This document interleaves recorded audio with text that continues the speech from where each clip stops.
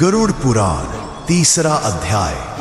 13 दिन की विचलित यात्रा पूरी करने के बाद आत्मा अब यमलोक की ओर बढ़ती है और वहां उसका पहला सामना होता है चित्रगुप्त से।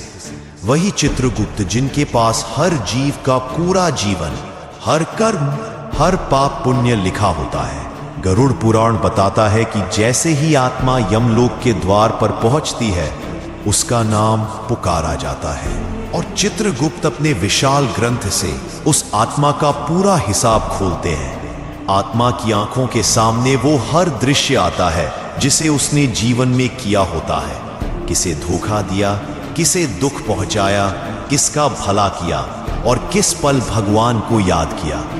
कोई भी बात छुपती नहीं, न मन की न कर्म की। चित्रगुप्त का लेखा जोखा इतना गहरा होता है कि आत्मा खुद अपनी सजा या इनाम समझ जाती है। यही से शुरू होता है न्याय और यमराज का फैसला।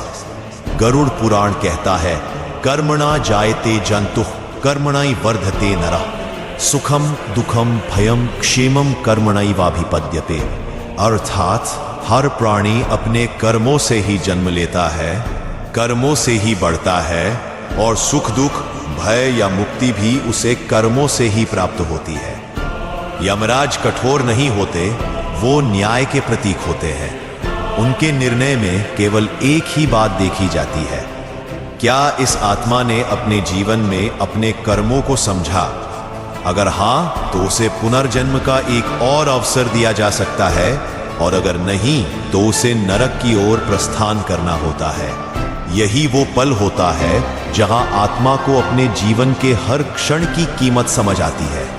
और अब अगले अध्याय में जानिए नरक की वो यात्रा जो केवल सुनी थी, पर अब आत्मा उसे स्वयं भोगेगी। जुड़े रहिए गरुड़ पुराण के अगले भाग में और इस गूढ़ ज्ञान को जरूर आगे साझा कीजिए।